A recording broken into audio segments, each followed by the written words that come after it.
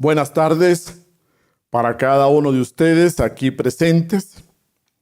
Para todo investigador es muy importante el estudio del fenómeno paranormal ultrasensible de la desencarnación, es decir, la pérdida del cuerpo físico, la muerte. Vamos hoy a estudiar el tema de la muerte del cuerpo físico. Pero partamos de una premisa. Primeramente, la palabra muerte lleva la connotación de ausencia de vida. Pero como ustedes se darán cuenta, si estudiamos aún a nivel meramente físico, nos encontramos con que ausencia de vida realmente no se da en la existencia. Aún en el plano físico, si estudiamos, por ejemplo, un cadáver, el cadáver de un ser humano, el cadáver de nuestra mascota, de un perro, etc., nos damos cuenta que luego de que viene la muerte del cuerpo físico, se inicia un proceso de descomposición de sustancias y los médicos forenses saben muy bien que de acuerdo al tipo de insectos, de gusanos, al tipo de insecto que se va desarrollando en un cadáver, se puede con exactitud indicar cuántos días lleva de fallecido.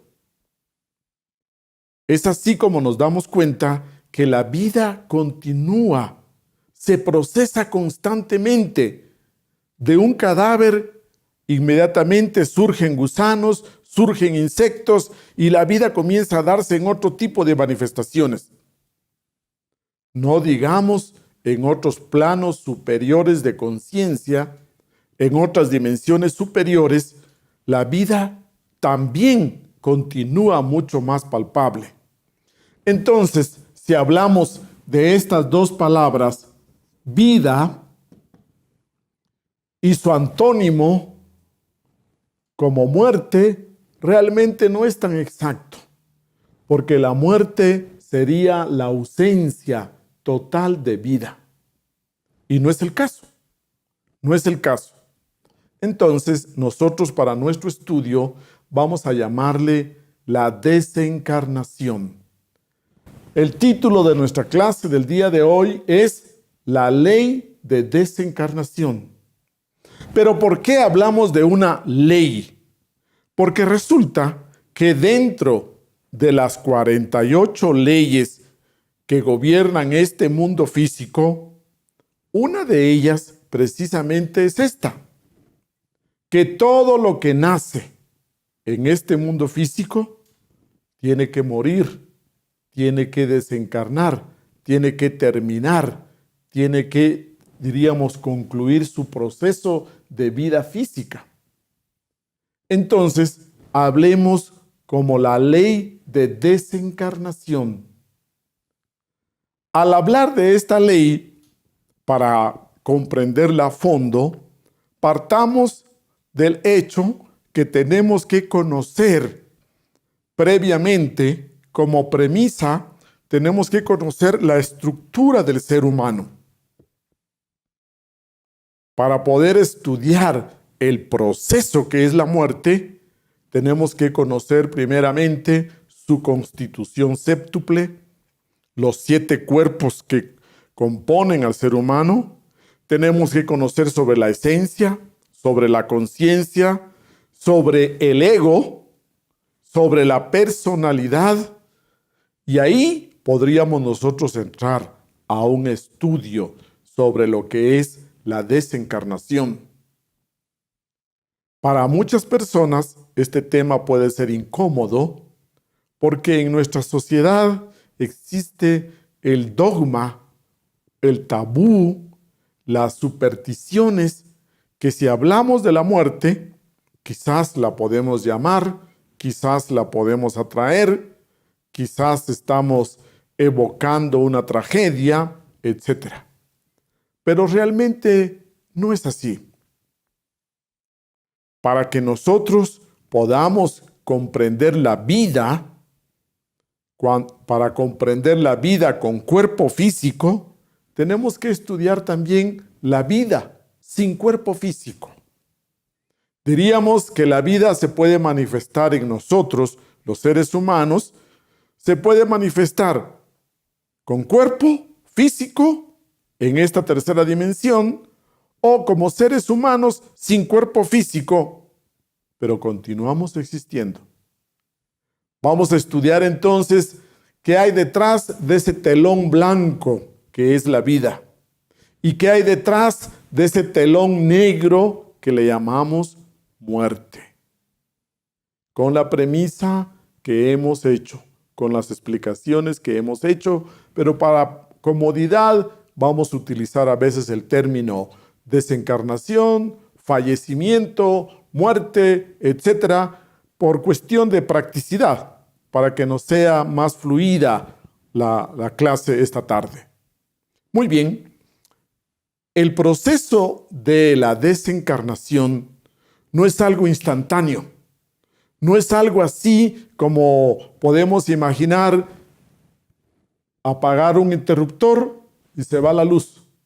No, el proceso de la muerte o desencarnación, señores, es un proceso que tarda 3 días y medio. Estamos hablando de que para estudiar todo el proceso completo, generalmente le toma al ser humano 3 días y medio.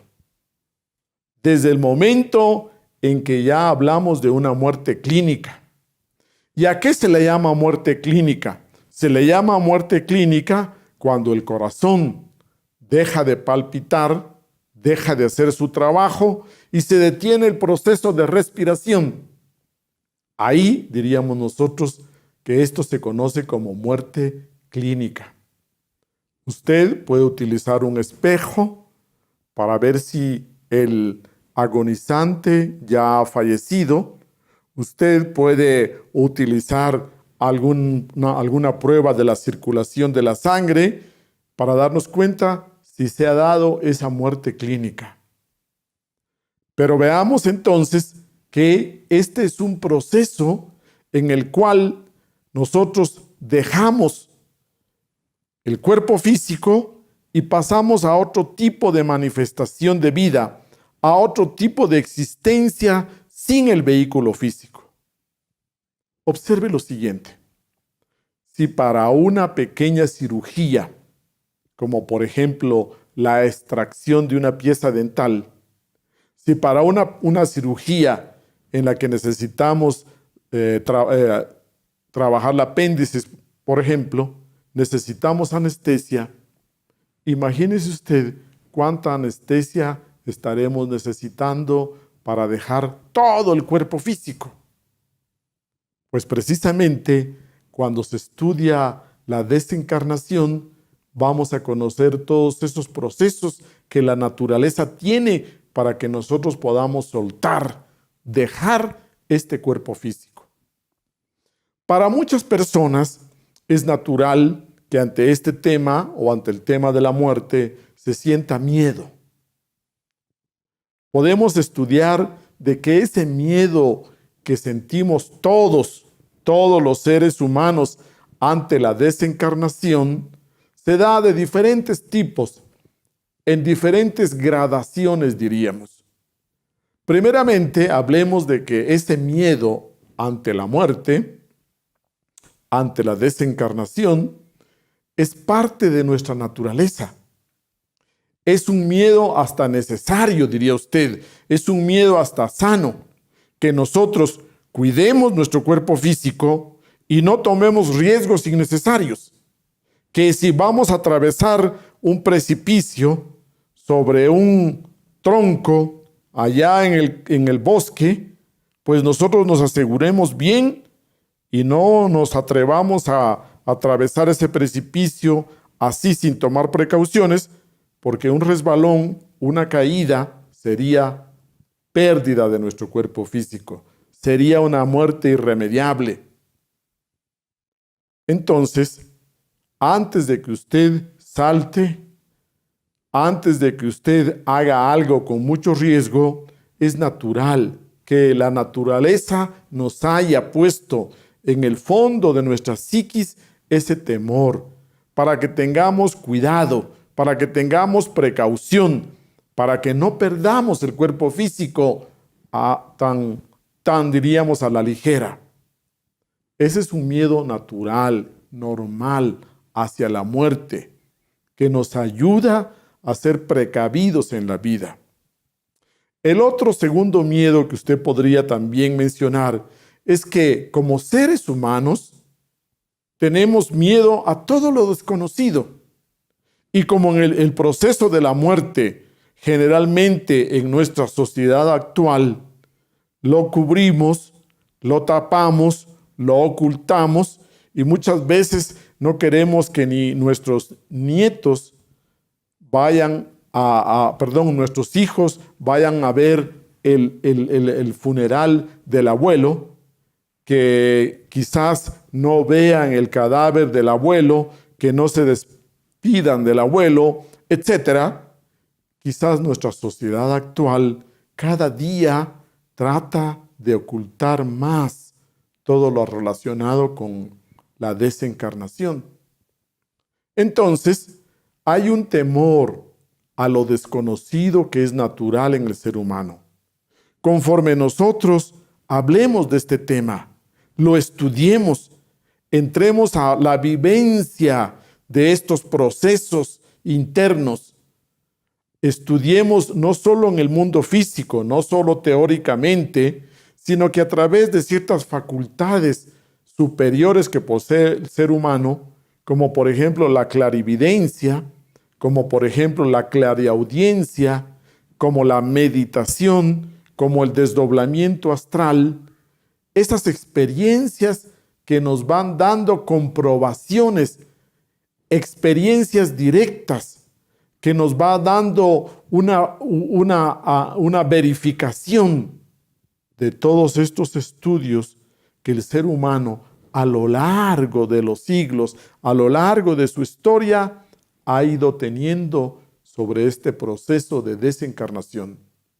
Entre más lo estudiemos, entre más lo hablemos, entre más lo comprobemos, poco a poco entonces va bajando, va disminuyendo ese miedo. También podríamos hablar de otro miedo, que es el miedo de dejarlo todo. El miedo de desprendernos de todo lo que hemos acumulado, de todas nuestras propiedades, de todas nuestras posesiones, de todo nuestro patrimonio, tanto que hemos invertido en este mundo físico, tanto que hemos invertido en el cuerpo físico, en nuestra personalidad, y resulta que ahora, si hablamos de dejarla, de separarnos del cuerpo físico y de la personalidad, realmente nos duele. Estamos aferrados a lo físico, estamos aferrados a todo lo que hemos acumulado. Entonces viene ese miedo a soltarlo, a dejarlo todo. Usted diría que el apego sería otro de los puntos que nos da ese miedo. Y por último, podríamos hablar de un cuarto tipo de miedo, que es el miedo que tenemos a desaparecer. Para una persona que no tiene ese conocimiento profundo, cree que después de la muerte del cuerpo físico, después de la desencarnación, no hay nada más. Y entonces es lógico que sienta un terror, un gran miedo a desaparecer por completo, a quedar en la nada. Este sería ese miedo que nos ofusca completamente y del cual no queremos ni que se mencione este tema. Conforme vayamos desarrollando esta clase, usted entonces quiero que vaya viendo con un panorama que se amplía y un horizonte mucho más profundo. También podemos mencionar que hablamos nosotros que la desencarnación en sí, la muerte en sí, no es dolorosa. Puede ser que lo doloroso sea la enfermedad larga, una enfermedad penosa, quizás sea el accidente, la forma abrupta, violenta en que llegó la muerte. Pero si hablamos nosotros en sí de la desencarnación, que nos quede claro, puntualmente la desencarnación no es dolorosa. Al contrario, de todos los testimonios que usted, ahora que tenemos tantos medios de comunicación, ahora se van reuniendo, se van realizando simposios, reuniones donde presentamos experiencias vividas por las personas que han llegado a esos momentos, cuando han habido grandes situaciones de sufrimiento y la persona ha experimentado parcialmente la muerte, ha venido un sentimiento de paz, de tranquilidad. Aún para las personas que se estaban quemando dentro de un incendio y que perdieron el conocimiento por el humo y por todos los gases tóxicos, pero que fueron rescatados en el último momento y luego, gracias a los cuidados intensivos, han vuelto y recuperado la vida, la salud. Todos esos testimonios son de que es una experiencia de alivio.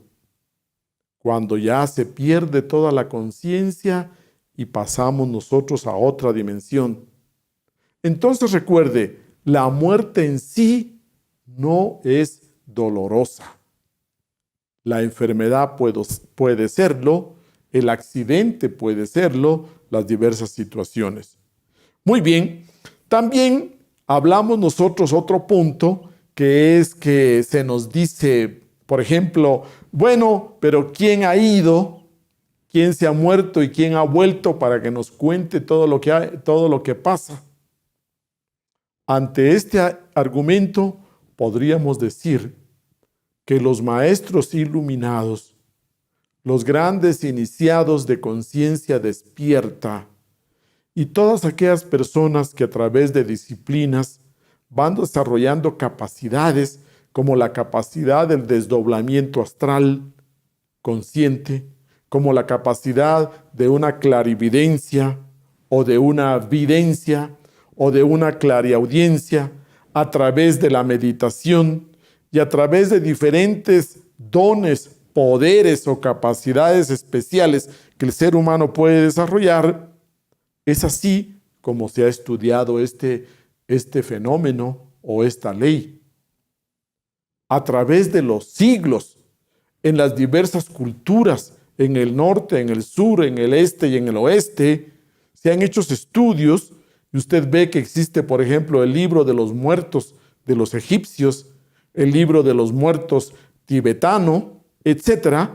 Y todo esto deja mucha información. Entonces, si usted pregunta, ¿cómo se sabe todo este proceso que les vamos a presentar en esta clase? Es precisamente gracias a la conciencia iluminada, a la conciencia despierta de los maestros y a esas capacidades y poderes que se han cultivado, que se han desarrollado. Imaginemos que usted va a tomar un largo viaje a un país lejano.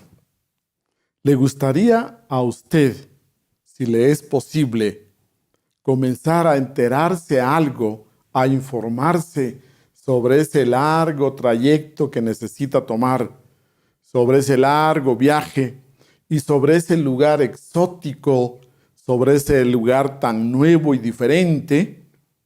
Pues lógicamente que a todos en esta era de que podemos viajar tanto, a todos nos gustaría eso. Entonces, precisamente así, se trata de que poco a poco nos vayamos familiarizando con este tema de la desencarnación. Por otro lado, también podríamos nosotros decir que cuando usted estudia este proceso de la desencarnación, encontramos que cada noche que usted va a dormir, cada noche que usted se entrega al sueño, se da ese proceso que hemos hablado.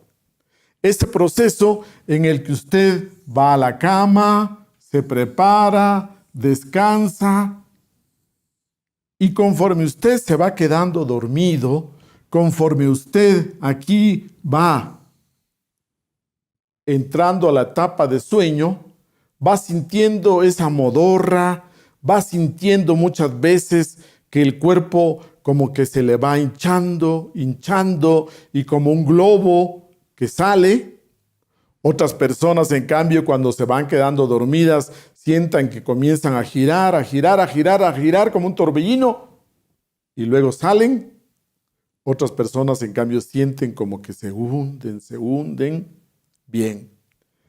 Cada noche decimos que es como una muerte chiquita, porque se da el mismo proceso.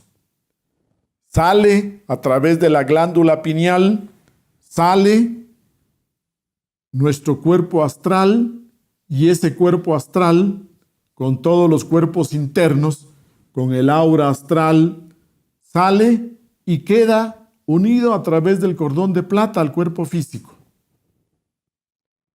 Cada noche que se da ese desdoblamiento, le llamamos nosotros, ese desdoblamiento astral, pues precisamente muy similar es el proceso que vamos a estudiar de la desencarnación.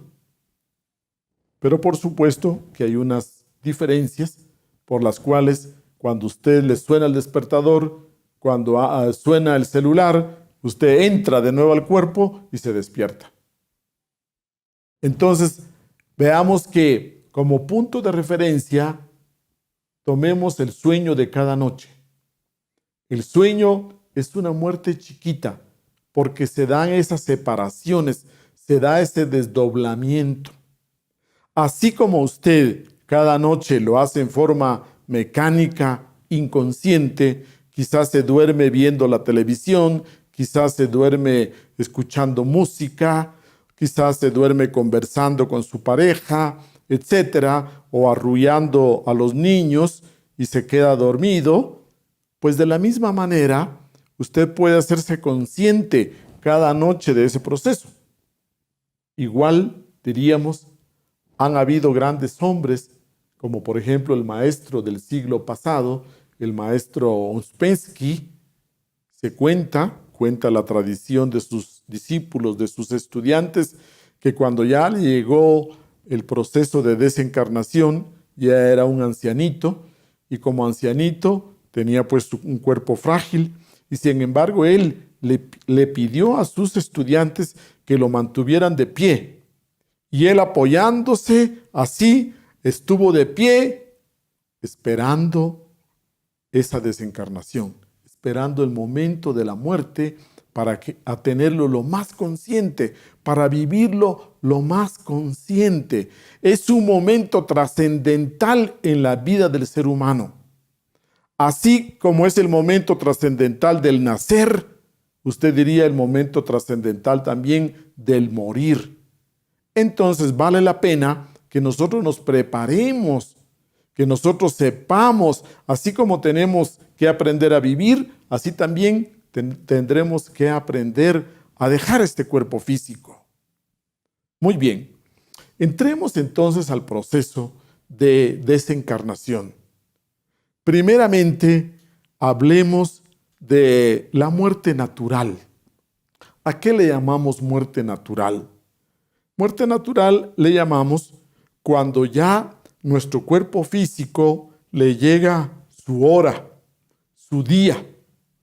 Porque resulta que cada uno de nosotros, al nacer, ya trae el capital de vida, el capital de valores vitales.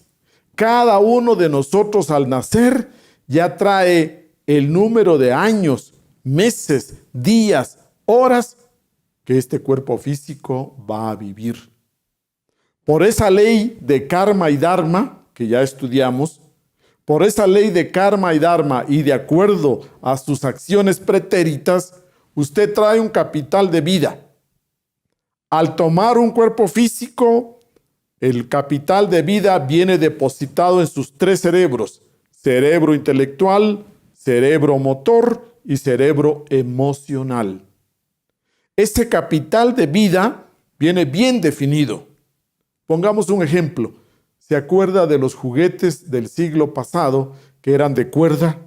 Que uno le daba cuerda a su soldadito o a su carrito y uno, después de que le daba bien toda la cuerda con esa llave, lo ponía en la mesa, lo soltaba y el carro comenzaba a avanzar, a rodar. Pero llegaba un momento en que se terminaba la cuerda y se detenía. Así diríamos que nosotros al nacer traemos una cuerda. Y cuando esa cuerda se termina, hasta ahí llega nuestra vida. Pero ¿sabe qué? Una cosa es llegar al momento de nuestra muerte, de nuestra desencarnación, con la mejor salud posible.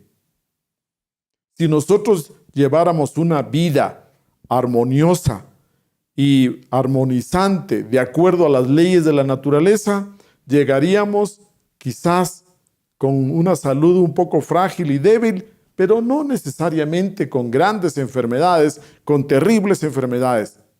Recuerde que así como vivimos, así morimos.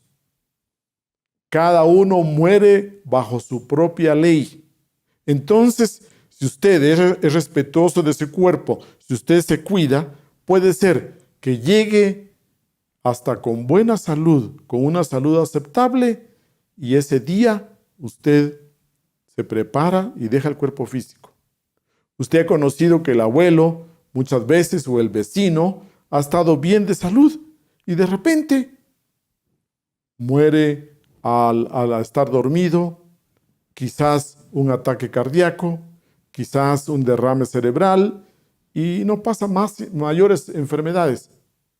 Entonces recuerde, no necesariamente tenemos que pasar por largos periodos y penosos periodos de enfermedad antes de que llegue la muerte. Esa sería la primera causa, que se termina nuestro capital de vida. Entonces, comencemos el estudio con esos casos, con los casos de muerte natural. Cuando vemos que nuestro abuelito, el abuelo ya va llegando a los 80, 85 años y entra quizás en una enfermedad y nosotros tenemos que cuidarlo, y llega el momento de su agonía, ahí podríamos decir que comienza nuestro estudio. Todo ser humano con un poco de conciencia y sensibilidad presiente su muerte. Como parte de nuestra naturaleza, todos presentimos, todos sabemos cuando se acerca nuestro día. Puede ser que lo sintamos 3 días antes, o puede ser que lo sintamos una semana. Otras personas hablan de que comienzan a preparar sus cosas, a visitar a familiares queridos, a despedirse, sin saberlo conscientemente. Pero inconscientemente ya nosotros comenzamos a presentir, a intuir que nuestra vida está acercándose a su fin. Entre más conciencia tiene usted diría que es más clara esa sensación de que ya me voy, ya hice mis cosas, me despido. Y esto no es nada terrible. En los mejores casos, entre la gente más consciente, puede tener esa sensación con 3 meses de anticipación, con 5 meses de anticipación, y el periodo más largo que lo comenzamos a sentir sería hasta 9 meses antes de nuestro fallecimiento. Entonces recuerde, lo normal, lo natural en el ser humano consciente, con un 3 o 4% de conciencia, es que sepamos, intuyamos, sintamos cuando se acerca nuestro momento de dejar este cuerpo físico. En los momentos de agonía es normal que nosotros alcancemos a percibir, a ver a los seres queridos que nos han precedido en la muerte. Es normal que veamos a nuestros padres fallecidos, o quizá nuestros tíos, los abuelos o hermanos mayores que ya han fallecido, o quizás nuestra pareja, si somos viudos. Entonces, es como que usted llegara en un tren y cuando usted llega a la estación del tren, el tren pierde velocidad, pero no ha frenado todavía y el tren sigue avanzando, pero usted por la ventana ya puede saludar con sus familiares que le están esperando ahí en la estación, ahí en el andén de llegada. Exactamente así. Entre más consciente y sensible es la persona, puede ver con más claridad a sus seres queridos y amigos que lo han precedido en el fallecimiento. Muchas veces ahí vemos que el agonizante se sonríe, que el agonizante hace expresiones de cariño, etcétera, hace gestos de saludos, porque está alcanzando a ver. Si usted cuida a su abuelito, todo lo que él vaya explicándole, no lo tome tanto como que está disvariando, como que ya está hablando sin sentido, porque puede ser que muchas de esas cosas las esté percibiendo, las esté viendo. También el agonizante alcanza muchas veces a ver al ángel de la muerte. El ángel de la muerte es el encargado, es el responsable de llegar y con su guadaña o con la hoz, como le llamamos, es el encargado de cortar ese hilo de vida, este cordón plateado, este cordón de vida o puente de Antacarana que une el cuerpo físico con los cuerpos internos. La hoz o la guadaña que se le dibuja a los ángeles de la muerte es precisamente para cumplir esa función de cortar ese cordón de plata. Pero muchas veces nos asustamos porque los ángeles de la muerte, cuando están en trabajo, en función, pues usan una representación muy especial. Usted ha visto que el bombero, para ir a trabajar, se pone su uniforme. El policía, cuando sale a su trabajo, usa el uniforme. El médico cirujano se pone toda su vestimenta de cirujano. El sacerdote, cuando va a dar la misa, se pone su sotana. Pues igual diría usted que el ángel de la muerte, cuando va a trabajar, usa una representación esquelética, espectral, y con su capucha, con su capa negra, y esa representación esquelética y la guadaña, entonces nos puede sorprender, nos puede asustar. Pero el agonizante puede ver que el ángel de la muerte está ahí, al pie de su cama, y lo alcanza a percibir con 1 día, 2 días de anticipación. Y entonces muchas veces el abuelito dice, bueno, de esta enfermedad ya no me levanto, por favor llamen a mi hermano, llamen a mis hijos, etcétera, porque vamos nosotros sabiendo, lo sentimos cuando se acerca el momento de nuestra muerte. El agonizante, diría usted, que puede tener percepciones del ultra, de esa luz, de ese túnel. Puede tener percepciones muy exactas en esos momentos. Si usted le toca cuidar a un enfermo que está en sus últimos momentos, aproveche para escuchar, para usted también poder percibir algo de todo ese fenómeno tan especial. Podemos continuar diciendo que en esos momentos en que el agonizante está dando sus últimas respiraciones y alientos, tiene también la experiencia de cómo salen los 4 átomos simientes de los 4 elementos. Quizás el agonizante comienza a escuchar el ruido de una lluvia, de una tormenta de agua que cae, o como un río caudaloso, y a través de ese momento, de esas experiencias, sale el átomo simiente del elemento agua. Luego escucha un ruido como un incendio, como el incendio de un bosque, de una selva, y así como suena el fuego, Así ahí va saliendo el átomo simiente del elemento fuego. Luego escucha como el derrumbe de una montaña, como cuando se derrumba una parte de un cerro, y ese ruido, ahí sale, con ese ruido sale el átomo simiente del elemento tierra. Y por último, comienza a escuchar un viento fuerte, un ventarrón, y con ese viento se lo lleva, se lo va llevando. Y ahí da su último aliento y sale. Al salir esos 4 átomos del fuego, la tierra, el agua y el aire, estos sirven de base para el siguiente cuerpo físico. Esos son la base para la siguiente manifestación física. Ahí diríamos nosotros que en este proceso de agonía, entonces llega el ángel de la muerte y corta el hilo, ese cordón de plata, y ahí donde la guadaña hace ese corte, ahí donde se da ese corte, diríamos, comienza el proceso de desencarnación.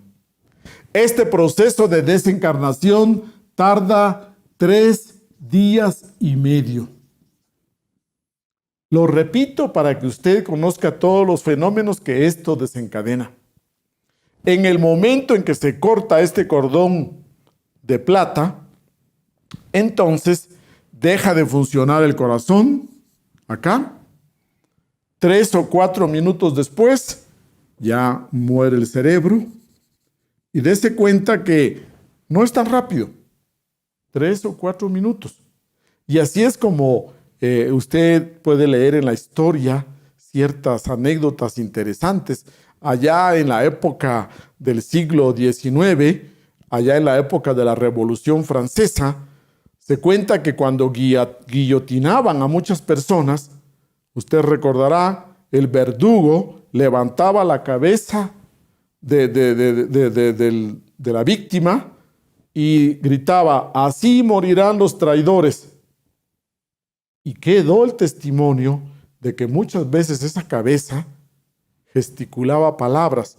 Ya no se escuchaban porque no habían cuerdas vocales, pero gesticulaba palabras como mentira, mentira, o alguna frase de falsedad, etc. Porque el cerebro todavía le quedan 2, 3, 4 minutos de vida después de que el corazón y el sistema respiratorio se ha detenido. Y así progresivamente va muriendo el hígado, los riñones, etc. Y por último, después de 3 días y medio, mueren las uñas y los vellos, la barba, el bigote, los cabellos. Por eso es que muchas veces cuando entierran a una persona, lo entierran muy bien afeitado, muy bien preparado, pero si luego por circunstancias particulares tienen que desenterrarlo, encuentran que la barba ha crecido, encuentran que en el cadáver, después de desenterrarlo la semana siguiente o al mes siguiente, todavía se puede reconocer, las uñas han crecido, etc. 3 días y medio tarda el cuerpo en fallecer completamente. Entonces usted podría decir que cuando va a un velorio, cuando usted asiste a un velorio, ahí están todos los deudos, todos los dolidos, estamos reunidos, pero clarividentemente se puede alcanzar a ver que al extremo del féretro se desprende como un globo, y ahí va el globo y ahí están esos valores que poco a poco se van condensando. Entonces, el difunto, escuche bien, no se da cuenta que ha muerto. El muerto no se percata. El muerto no sabe que ha muerto. Resulta que él sigue de alguna manera sintiéndose vivo, sigue existiendo, y entonces está ahí, está viéndolo todo. Ve ese velorio y se pregunta, ¿quién moriría? ¿Quién se habrá muerto? Porque yo estoy aquí. Yo lo estoy viendo. Dese cuenta que en esas experiencias cercanas a la muerte tenemos esa misma experiencia siempre. Cuando la persona está en agonía, ahí en esos momentos de agonía, resulta que todos vemos retrospectivamente nuestra vida. En esos momentos de agonía, antes de que se dé este corte, cada uno de los agonizantes comienza a ver su vida retrospectivamente. Si se está muriendo a los 85 años, comienza a ver las escenas de los 80, cuando quizás murieron sus padres, cuando murió su esposa, cuando murió uno de sus hijos, cuando se graduó, etc. Vemos toda la vida retrospectivamente, los eventos más importantes. Y es curioso que en esas experiencias de revisar nuestra vida retrospectivamente, muchas veces los eventos que nosotros creemos que son los más importantes no lo son. A la hora de este primer juicio, como se le llama, o de ver nuestra vida retrospectivamente, resulta que hay otros eventos que aparecen ahí como más importantes en nuestra vida. Bueno, pero como sea, llevamos esa retrospección de la vida. Esa primera retrospección se le conoce como el primer juicio, porque es ante usted, ante su propia conciencia, que usted ve pasar su vida. Pongamos otro ejemplo. Va el chico con la moto, va a 60 o 70, no puede dar la curva completamente. Me contaba un amigo, ya estaba muy cansado, llegando a Puerto Viejo con la moto y no alcanza a dominar la moto, se va recto, viene el bus, se choca contra el bus y en esos momentos en que sale volando, antes de caer al pavimento, en esos segundos ve su vida retrospectivamente. Cuando ya cae el pavimento y pierde la conciencia totalmente por la gravedad del accidente, esto comienza otra experiencia. Pero en ese lapso, en esos segundos, diría usted, si la persona se está ahogando en el mar, si la persona no puede con las olas y comienza a tragar agua, en esos momentos ve su vida retrospectivamente. O si la persona está cayendo del 5º piso, en esos instantes de caída libre al vacío, ahí se da esa primera retrospección o primer juicio. Eso es algo que todo agonizante lo ha percibido. Y muchas personas que luego se salvan dan testimonio de esa mirada retrospectiva de su vida.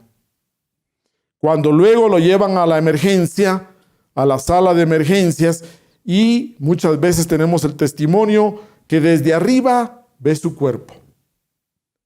Y con toda claridad, ellos han dejado frases muy interesantes. Por ejemplo, este amigo que tuvo ese accidente de moto decía, pero yo nunca morí, porque tan pronto como caí el pavimento, vi mi cuerpo tirado en la carretera, vi la moto destrozada, vi cómo la gente se amontonaba. Entonces, ¿qué sucede?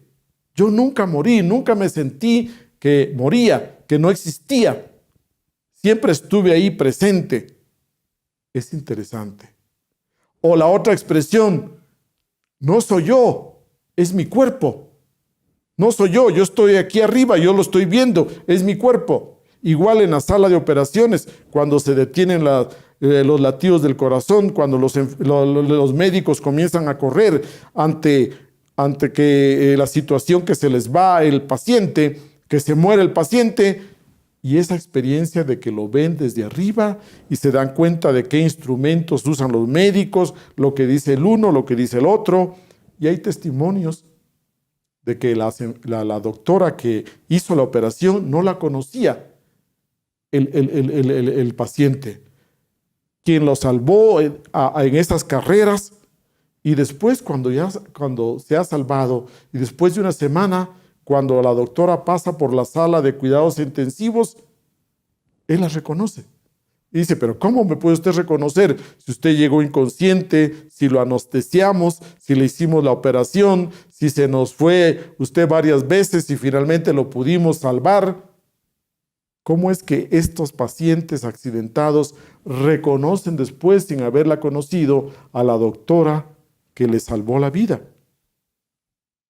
Entonces existen testimonios de que en esos momentos en que comenzamos el proceso de desencarnación, nosotros no morimos. El muerto no se da cuenta muchas veces que ha muerto porque sigue viendo, sigue dándose cuenta de todo lo que pasa a su alrededor. Si el abuelito fallece ya en su dormitorio o en la clínica con una muerte natural, generalmente no se da cuenta que ha fallecido. Va al velorio, el cuerpo lo atrae a él, dijimos, va pendiente como un globo, porque aquí, conforme van muriendo los órganos, se va formando una nube. Cada vez que muere un órgano, esta nube va siendo más y más densa. Cuando pasan los 3 días y medio, entonces se corta totalmente y ahí se separará. Pero cuando usted va a un velorio esa noche del fallecimiento, todavía está esto prendido. Este cordón de plata brillante, ahora ya no es brillante, ahora está como ahumado. Ahora comienza a oscurecerse y comienzan a morir todos los órganos. Cuando usted menciona y nombra al difunto, él siente ganas de volver. Él siente ganas de regresar a su cuerpo, pero ya no puede porque este cordón ha sido cortado. Cada vez que usted va a un velorio y lo mencionan y lloran y gritan y qué bueno que era Juanito y qué vamos a hacer sin Juanito y todo lo que lo mencionan para el difunto, la palabra tiene mucha fuerza y mucho poder como la hemos estudiado. Él se siente llamado, jalado, atraído y no puede. Y no entiende por qué es que no lo ven. Si Él está ahí presente, pero nadie lo ve. Entonces, diríamos, ahí se dan esos procesos en los cuales el difunto, si no hacemos un trabajo de despertar conciencia de momento en momento, realmente no nos percataríamos de ese proceso. Aquí, en estos momentos, se da el segundo juicio. El segundo juicio se da a partir del momento que el ángel de la muerte corta este cordón. Ahí entonces queda el cuerpo físico y el cuerpo etérico, que ya hemos estudiado. El cuerpo etérico, que es termoelectromagnético, se desprende entonces de los cuerpos internos, astral, mental, causal, y este cuerpo magnético sale, se separa y comienza a recorrer todos los lugares por donde ha vivido. A esto es lo que la gente le llama que el muerto recorre los pasos. Pero es el cuerpo etérico, el cuerpo vital. ¿Recuerda usted ese cuerpo termoelectromagnético que va allá al comedor, a la silla donde se sentó por años a desayunar, a almorzar, a cenar? Va a la cama, al dormitorio y a la cama donde ha estado durmiendo por los últimos 5 años, 10 años, 20 años. Va a la oficina, a ese escritorio donde se sentó por los últimos 8 años. Va él a todos los lugares, a las casas donde ha vivido, a las ciudades, y va recorriendo los pasos de nuevo en forma retrospectiva. Así es como decimos que a veces escuchamos ruidos que nos tocan la puerta y luego sabemos que fulanito ha fallecido, o que nos hacen ruidos a la misma hora que falleció, etc. Porque este cuerpo etérico se mueve en la 4ª dimensión. Este cuerpo etérico pertenece a la 4ª dimensión y como es magnético, en todo lugar donde ha dejado su magnetismo, vuelve ahí. Por eso es que la viuda generalmente siente que el esposo llega de noche. Y muchas veces siente cómo el colchón se hunde cuando el difunto se sienta a la orilla de la cama. Muchas veces la viuda siente que abre el closet, que toma su ropa, etc. Todo esto nos está indicando que es muy importante que usted sepa que para que este cuerpo etérico no llegue con tanta frecuencia, no visite a la viuda con tanta frecuencia, porque este cuerpo etérico trata de sostenerse por más tiempo, comienza a debilitarse, pero entonces chupa, absorbe la vitalidad de la viuda y ella con su vitalidad le ayuda a que se sostenga más. Entre más cosas guarda usted del difunto, la cama, el colchón, la silla donde él desayunaba todos los días, la mesa, la ropa, los sacos, las chompas, la ropa interior. Hay gente que guarda cabellos de la hija, etcétera, fallecida. Entonces, esto se siente más atraído. Lo más aconsejable es que usted, después de que ha fallecido un ser querido, regale, se deshaga o destruya muchas de esas cosas. Ese colchón puede ser de que lo regale a algún familiar, o si no, simplemente lo saca a botar, que se lo lleve a alguien que no es conocido y que entonces ahí ya no lo podrá visitar el difunto, porque ya entran otras fuerzas, otros magnetismos. Si usted, por ejemplo, desarme el dormitorio donde los últimos 10 años dormía el difunto, que usted cambie las habitaciones, que cambie una sala por un dormitorio, otro dormitorio por el de huéspedes o por el estudio, que usted trate de cambiar los ambientes para que este cuerpo etérico no le sea tan fácil estar volviendo a esos lugares. Lo más aconsejable es que usted se deshaga de todas las pertenencias para que este cuerpo etérico no moleste, no llegue, no trate de sostenerse con la vitalidad de sus familiares. Esto es muy importante y muchas culturas lo enseñan de diferentes maneras.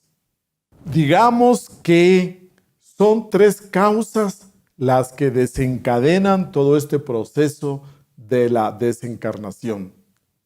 La primera causa, que ya explicamos, es por ley de karma. Por ley de karma, cada uno de nosotros ya trae ese tiempo, ese capital de vida. Recuérdelo, ya todos sabemos el tiempo que vamos a vivir, el día que vamos a morir, la hora, etc. Y también algo muy importante, el cómo. Las situaciones de muerte, las condiciones en que vamos a morir, ya están definidas desde que nacemos, por ley de karma. La segunda causa es entonces que si usted ha nacido con un capital de vida, por ejemplo, para vivir 80 años, y este capital de vida que usted dispone lo malgasta, si usted lleva una vida muy desordenada, muy desorganizada, con abusos, con desmanes, con vicios, etc., como consecuencia puede ser de que antes de lo previsto, a los 65, usted puede estar perdiendo el cuerpo físico. Nació con un capital de vida para 80 años, pero desafortunadamente por esa forma equivocada de vivir, por esa forma tan descuidada y tan degenerada de vivir, puede ser que la muerte nos llegue antes. Y la tercera, bueno, pongámosle aquí, agotamiento prematuro. Agotamiento prematuro, anticipado de los valores de vida, de ese capital de valores de vida que usted trae. Y la tercera y última causa es por una ley universal también, por una ley que existe desde el mundo de las 6 leyes, desde el mundo causal, que se conoce como la ley del accidente. Es decir, que el ego, la personalidad, actuando con plena imprudencia, inconsciencia, puede hacer que perdamos el cuerpo físico. Salimos del banco, salimos preocupados por nuestra cuenta, salimos contando el dinero y no nos damos cuenta que un chico viene con una moto y nos atropella, nos arrolla, perdemos el cuerpo físico. Si nosotros no vivimos conscientemente, estamos expuestos a ser víctima de esta ley. Esta ley del accidente actúa en proporción directa a nuestro grado de inconsciencia, a nuestra imprudencia. Si usted se toma unos tragos, está de fiesta, bailando en la playa, y luego se mete al mar y se ahoga, esa imprudencia no estaba en su plan de vida, no estaba dentro de su karma. O si usted se toma unos tragos, va a una fiesta, sale de madrugada y toma el carro y luego se choca solito, se va a chocar contra un poste, un muro, un barranco. Usted diría entonces que pierde el cuerpo físico. Entonces estas son las tres grandes causas por las que podríamos decir perdemos un cuerpo físico. Para investigar exactamente por qué causa nuestro hermano o nuestro familiar perdió el cuerpo, tendríamos que investigarlo en el mundo astral. Tendríamos que desdoblarnos conscientemente, ir a investigar este caso muy particular para saber por cuál de estas tres leyes ha fallecido. O quizás necesitamos una clarividencia profunda para poder conocer, o grandes procesos de meditación para hacer esas investigaciones. Recuerde, esto no lo puede saber aquí en el mundo físico únicamente. Usted tiene que averiguar, investigar en lo interno, allá en el mundo astral. Muy bien, avancemos entonces en el proceso de desencarnación. Cuando ya el difunto cumple con todo su proceso y mueren todos sus órganos y pasan 3 días y medio, entonces se desprende completamente. Pero repito, tome nota, que tienen que morir todos los órganos y este proceso le lleva 3 días y medio para que se dé esta separación definitiva. Ahora, si usted dispone de donar órganos y si esos órganos se preservan, se mantienen en el laboratorio y luego se le implantan a otra persona y el corazón suyo continúa vivo en otra persona, el hígado continúa latiendo en otra persona, el riñón en otra persona, usted diría que la retina va para otra persona, entonces ese proceso se detiene. Porque el requisito para que continúe esto es que tienen que morir todos sus órganos para que se desprenda. Cuando ya se da este momento, esto se separa y entonces nosotros llevamos el cadáver al panteón. Cuando vamos hacia el panteón, cuando vamos nosotros a la tumba, ¿qué es lo que va a la tumba? A la tumba van 3 cosas bien definidas. Primeramente va el cadáver físico, digamos el cuerpo físico. Luego va el cuerpo etérico y la expersonalidad. Vea usted, lo que más cultivamos, lo que le invertimos más tiempo, eso va al panteón. El cadáver del cuerpo físico va al panteón y ¿cuánto tarda en descomponerse? Pues usted diría que unos 30 años, 40 años. Quizás si ha pasado una larga enfermedad, quizás si ha recibido muchos antibióticos, mucha medicina, puede tardar un poco más. Este cuerpo físico, diría, sirve de anclaje, atrae a los otros valores del difunto. Luego el cuerpo etérico, este cuerpo etérico recorre los pasos, da ese segundo juicio, esa visión retrospectiva y llega a la tumba, llega al panteón finalmente. Este cuerpo etérico de noche se ve luminoso y se ve así como espectral. Se alcanza a ver ahí que como unas lenguas de energía que salen de la tumba y ahí poco a poco se va debilitando, desintegrando, diluyendo. Es una fuerza magnética, eléctrica, que va perdiendo fuerza. Tarda un poquito más que el cuerpo físico. Este cuerpo etérico, en cambio, en una persona que ha muerto violentamente, quizás en una sala de un balazo, en la calle, quizás lo atropelló un carro, un hombre joven, lleno de vitalidad, este cuerpo físico tarda más. Y ahí, donde perdió el cuerpo físico, ahí queda la descarga. Este cuerpo etérico queda ahí, ya hace ruidos, se ven algo luminoso por la noche en la oscuridad, quizá mueve las mesas, mueve las sillas, se escuchan pasos por los pasillos. Si ha muerto de un balazo en una cantina, en un bar, ahí queda descargado ese cuerpo etérico.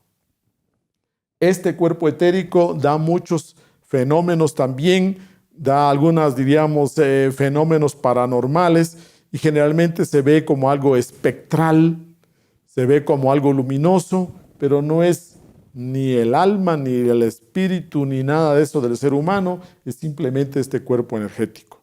Nunca nos puede hacer daño, simplemente podemos asustarnos. La personalidad va al panteón y esta dura más que el cuerpo etérico y dura más que el cuerpo físico. La personalidad sale de la tumba cada vez que sus familiares lo llegan a ver, sale de la tumba, los recibe, saluda, le encanta escuchar su nombre, le encanta que le hagan las oraciones, le encanta y todo esto lo va robusteciendo. La personalidad trata de mantenerse. Cada vez que lo recordamos, lo mencionamos, la palabra va dándole energía a esa personalidad. Y poco a poco con el tiempo se va desintegrando. La personalidad puede aparecerse. La personalidad, por ejemplo, de una madre que deja a 2 o 3 niños huérfanos pequeñitos, puede aparecerse y puede hacer llamadas telefónicas, puede aparecérsele a alguien y darle un mensaje, recomendarle a sus hijos. Si es un hombre de negocios, puede este hombre aparecerse con corbata, con saco y puede tratar de terminar algo que dejó a medias. La personalidad se siente atraída por los asuntos mundanales. Esta personalidad también da muchos fenómenos paranormales. Todos los fenómenos paranormales generalmente los desarrolla el cuerpo etérico y la expersonalidad. Esto va al panteón. Y entonces, ¿qué continúa? Lo que continúa acá del difunto, precisamente aquí, es,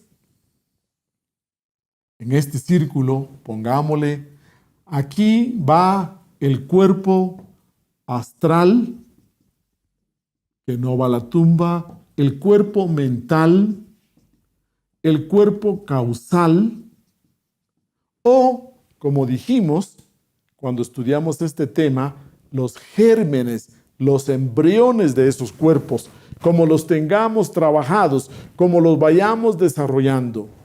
Aquí también va el ego.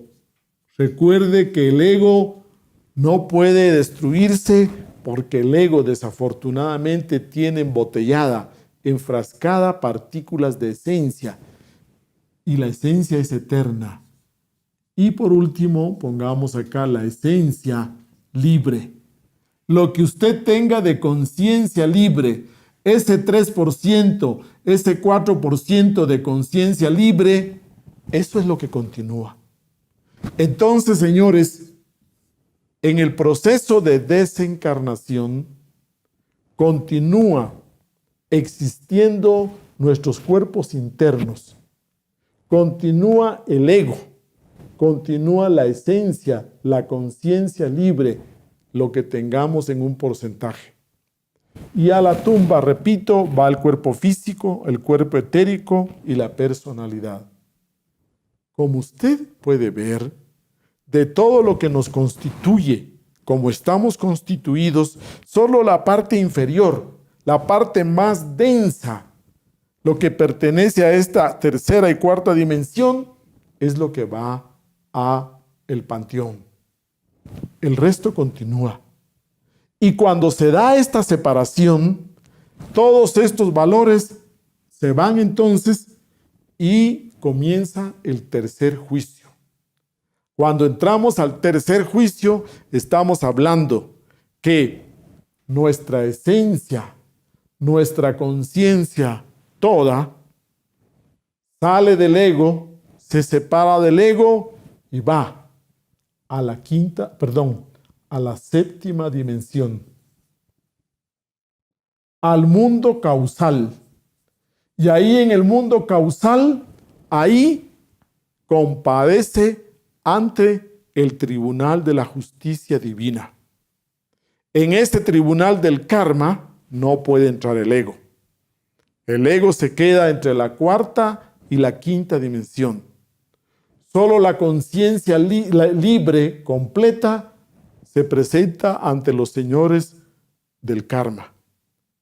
Y ahí, por tercera vez, entramos al tercer juicio, y en ese tercer juicio vemos nuestra vida retrospectivamente de nuevo.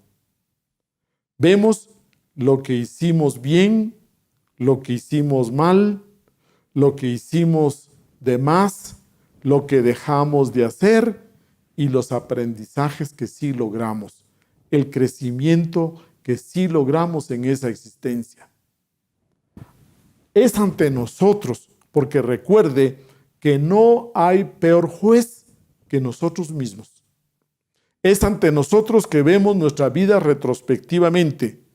Y ahí nos tomamos el tiempo, porque es un tiempo de otra naturaleza, un tiempo electrónico, el tiempo del mundo causal.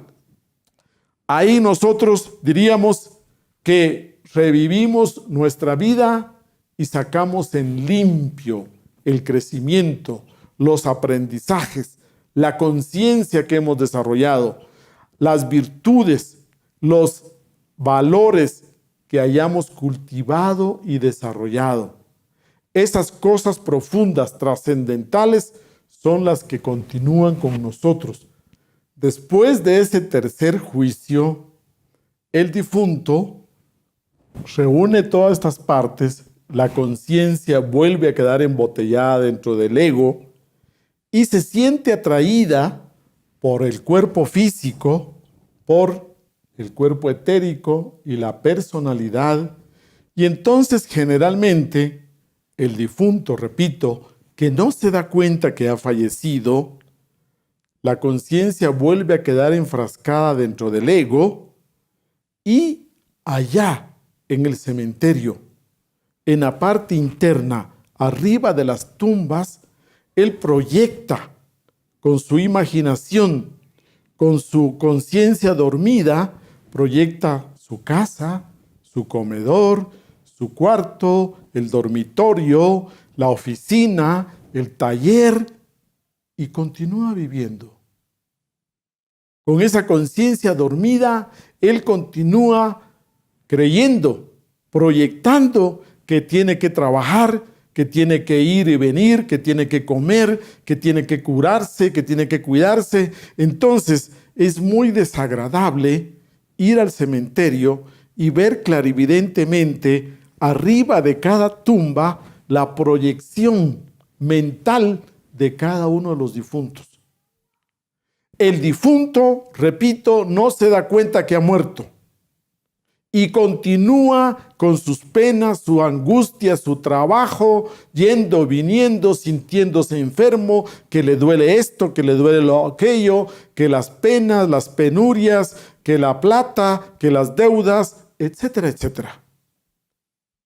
Cuando usted muchas veces se encuentra con el abuelito, cuando usted sueña con el abuelito y se encuentra allá en el mundo astral, en la quinta dimensión, porque recuerde que cuando dormimos, salimos en cuerpo astral a la quinta dimensión.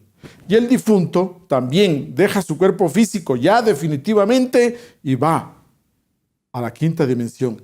Y a veces nos encontramos. Y cuando nos encontramos, usted va a ver que el abuelito anda así como con los ojos trabados para arriba, como con los ojos casi en blanco, solo la parte blanca, flota en el ambiente, separado del piso, y va así como autómata, como zombie. Y usted le puede hablar y decir al abuelito que ya se murió, que ya no tiene cuerpo físico, que ya falleció hace como 5 meses. Y él no le va a creer, no va a reaccionar, porque de alguna manera siente que sigue existiendo y sigue con todas sus proyecciones mentales. Para que muchas veces usted tiene que tener clara la idea que todas las misas, todas las ceremonias religiosas, el sacramento de la Santa Unción, todas las oraciones, la extrema unción, etcétera, sirven, tienen la idea de que fortalezcan la conciencia del difunto, de que le den fuerza a la parte conscientiva del difunto, y él pronto se dé cuenta que ya no tiene cuerpo físico. Todas las oraciones tienen como objetivo que usted fortalezca la parte conscientiva, la esencia del difunto.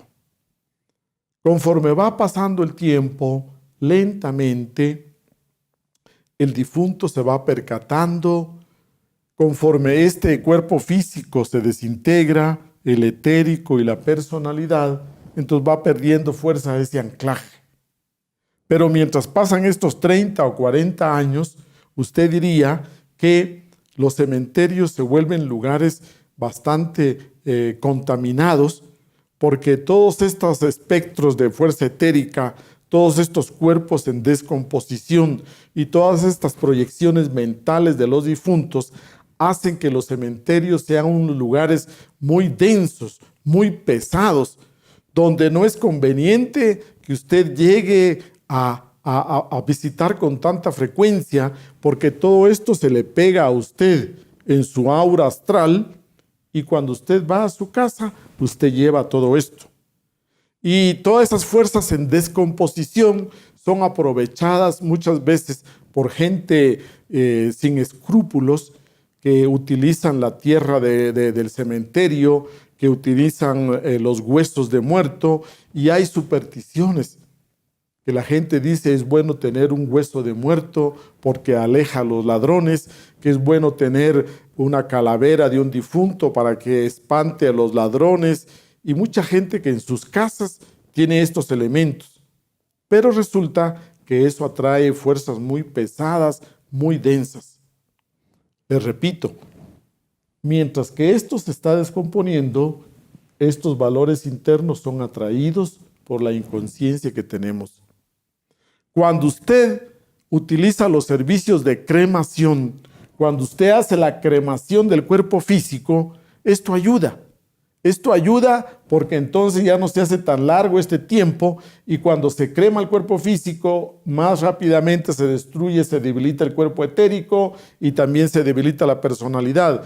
Entonces usted está ayudando, está beneficiando a que este ser querido que ha fallecido se suelte, se desprenda de los cementerios más fácilmente.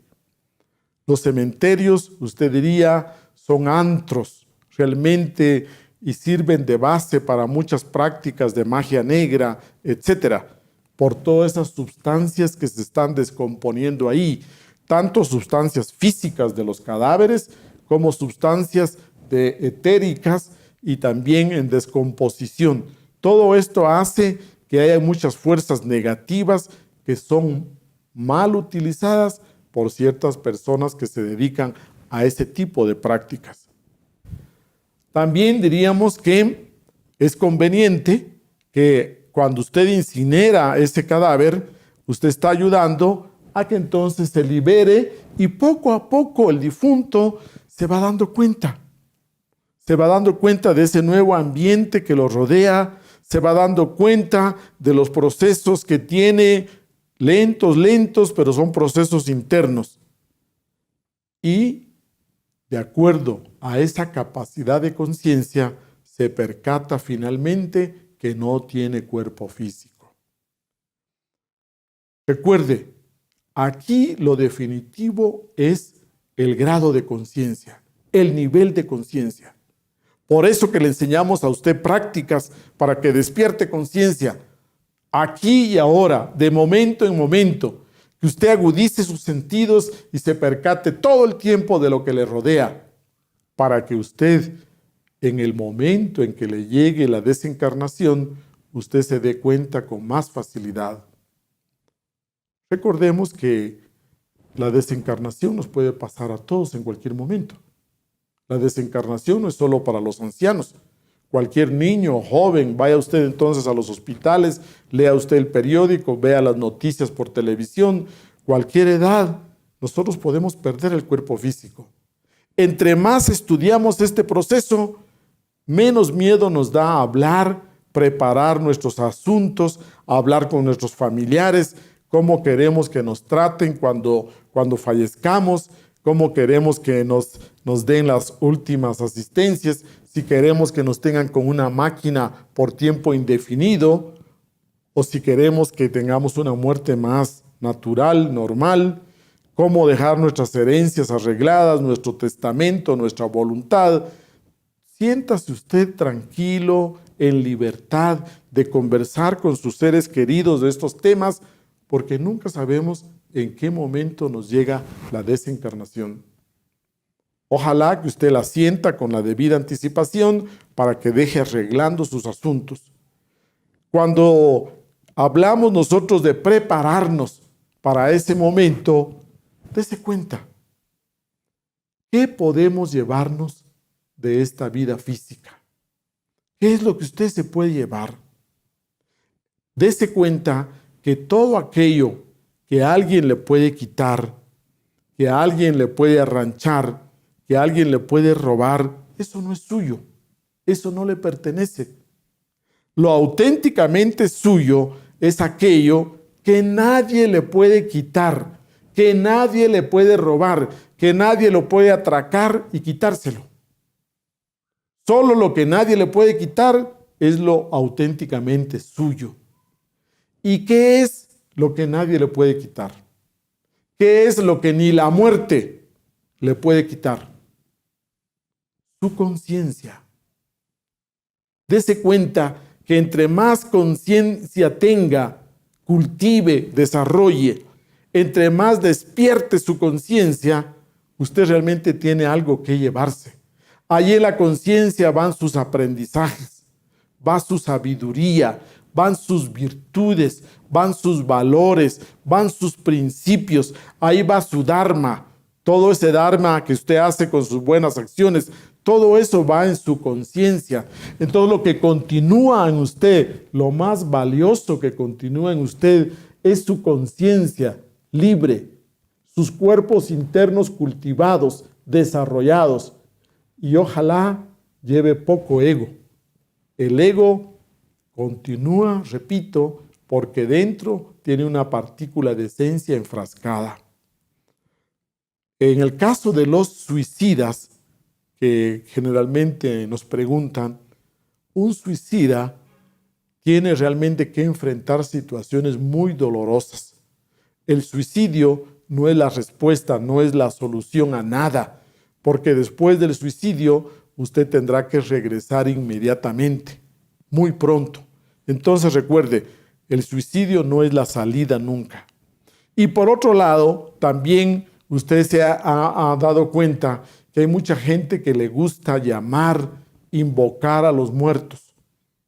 Esta no es una práctica muy positiva, y especialmente si usted utiliza las prácticas espiritistas a través de un médium espiritista, porque entonces lo que pasa es que la persona que hace de médium espiritista tiene que sacar su legión de ego, tiene que sacar su ego personal y permitir que entre el ego de ese difunto. Y cuando entra esa entidad, toda esa fuerza del ego del difunto, el cuerpo físico del médium se convulsiona, se estremece, es otra carga psicológica, psíquica, y quizás le cambia la voz, quizás comienza a echar espuma por la boca, etc. ¿Por qué? Porque entra esta nueva entidad y como consecuencia daña el cuerpo físico, como consecuencia se le debilita el sistema nervioso y van a aparecer enfermedades, van a aparecer tics nerviosos y realmente una persona que practica el medium espiritista tiene una vejez muy dolorosa. Y el karma para la siguiente vida es la enfermedad que conocemos como la epilepsia. Los ataques epilépticos son el karma de haber practicado el medium espiritista. Muy bien, podríamos cerrar nuestra clase esta tarde diciéndoles que las prácticas para que usted pueda vivenciar, experimentar, comprobar, evidenciar estos conocimientos son las prácticas de meditación. Existe una meditación retrospectiva en la que usted por 3 meses, todas las noches, comienza a hacer la retrospección desde su día. Desde este día usted comienza a ver retrospectivamente para atrás esta semana, este mes, y usted por 3 meses, antes de dormirse, todas las noches, comienza a hacer la vida retrospectiva. Cuando usted comienza a ver retrospectivamente su vida, llega un momento en que usted se duerme y dormido continúa viendo retrospectivamente para atrás, y poco a poco llega el momento en que nace y poco a poco llega el momento de su muerte anterior, de su muerte de la última existencia. Y usted puede llegar a conocer mucho de esto. Otra práctica muy importante que vamos a estudiar también es la práctica de desdoblamiento astral. Cuando usted aprende a desdoblarse conscientemente, a voluntad, en cuerpo astral, usted puede vivenciar, experimentar estas regiones, estos procesos y llegar a estudiar por sí mismo. La otra práctica es el desarrollo de la clarividencia, de la videncia, que usted pueda ver clarividentemente, y también de la clariaudiencia para que usted pueda escuchar ese ultra, escuchar esto que pasa más allá de la muerte. Estas son las prácticas que tenemos para usted. Y también, para terminar, de ese tercer juicio que llegamos, cuando se da este tercer juicio, salen 3 sentencias que vamos a estudiar una por una. La primera sentencia puede ser que usted tenga que regresar, retornar en forma inmediata o mediata, que usted vuelva a tomar un cuerpo físico. Si no tiene esa sentencia, la otra posibilidad es una sentencia en la cual, esto es para pocas personas, debido a sus muchas buenas acciones, debido a que se han sacrificado mucho por sus semejantes en forma desinteresada y tienen un gran dharma, entonces le dan un lapso de tiempo en ese mundo causal, en esos paraísos o cielos, como queramos llamarle. Entonces el alma, la conciencia, pasa un lapso de tiempo, usted diría como que fueran unas vacaciones en esos nirvanas, en esos paraísos, en esos cielos, y después de un tiempo de disfrutar de esa dicha, de esa paz trascendental, vuelve a tomar cuerpo físico.